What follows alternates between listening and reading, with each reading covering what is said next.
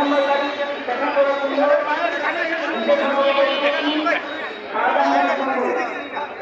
সাধারণের সঙ্গে জেলার সমন্বয়কারীদের সাধারণের সঙ্গে দেখা করার জন্য অনুরোধ করছি। আমি বিনীতভাবে অনুরোধ করব আপনারা শৃঙ্খলার সহিত আপনারা যাবেন। আপনারা শিক্ষক, আপনাদের কাছে আমরা মানুষ শিখবে। আপনারা যদি বিশৃঙ্খলা সৃষ্টি করেন তাহলে কিন্তু এটা খুবই দৃষ্টিকটু হবে।